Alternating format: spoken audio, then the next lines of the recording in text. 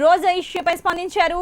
కావాలని వైసీపీ నేతలు రాద్ధాంతం చేస్తున్నారని మండిపడ్డారు. పవిత్ర సంగమం దగ్గర ఎంతో పవిత్రమైన అమరావతి ప్లేస్లో ఒక ప్రతిష్టాత్మకంగా తీసుకున్న ఈ జాతీయ మహిళా సదస్సు, దీనికి సంబంధించి ఇక్కడ రెండో రోజు ప్రోగ్రాం జరుగుతున్న టైంలో మీరందరూ అన్నట్టుగానే అసెంబ్లీ నుంచి ఒక ఎమ్మెల్యేగా, ఒక మహిళా ఎమ్మెల్యేగా రోజా గారికి ఇన్విటేషన్ పంపడం అన్నది కరెక్టే. బట్ కరెక్ట్ అయిన తర్వాత మీ ప్రెస్ వాళ్ళందరూ సాక్షిగా, నేను చెప్తున్నది ఏంటంటే పాత్రికా విలేకరుల సాక్షిగానే ఆవిడ ఒక స్టేట్మెంట్ ఇచ్చారు. అసలు చంద్రబాబు నాయుడు గారే క్షమాపణ చెప్పి రావాలి, మేమందరం వెళ్తాము, అక్కడ అడ్డుకుంటాము అని పత్రికాముఖంగా ఆవిడంత స్టేట్మెంట్ ఇచ్చిన తర్వాత ఇక్కడ ఇంత ప్రతిష్టాత్మకంగా తీసుకొని చరిత్రలో ఫస్ట్ టైం ఏ రాష్ట్రము చేయనంతగా పెద్ద ఎత్తున మహిళల సాధికారత గురించి అందరినీ పిలిచి ఒకే వేదిక మీద కూర్చోబెట్టి మహిళా సాధికారత సాధిస్తామని ఒక ప్రతిన పూనిన ఈ మహిళలందరికీ ఏ సమాధానం చెప్పమంటారో మీరే చెప్పండి ఒకసారి.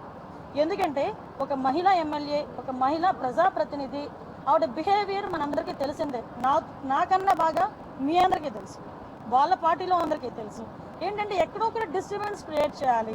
నేను ఏమనంటున్నానంటే ఒక వైఎస్ఆర్సీపీ తరపున ఎమ్మెల్యేగా కాకుండా నిజంగా ఆవిడ ఒక మహిళ మిగతా మహిళలకి సాధికారత చేకూర్చాలని అనుకుంటే కనుక నిజంగా ఆవిడ చాలా అఫీషియల్గా ఇక్కడికి వచ్చి ఆవిడ గలం ఇవ్వచ్చు. బట్ ఆవిడ ముందుగానే ఇన్విటేషన్ అందుకున్న ముందుగానే మీరందరూ పత్రికల్లో వేసింది అదంతా. ఆల్రెడీ ఇంటెలిజెన్స్ రిపోర్ట్స్ ఉన్నాయి.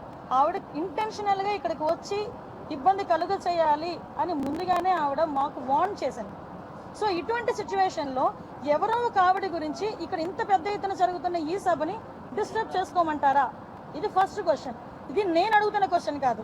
ఇక్కడ ఇంచుమించుగా 15,000 మంది ఆడపిల్లలు ఉన్నారు.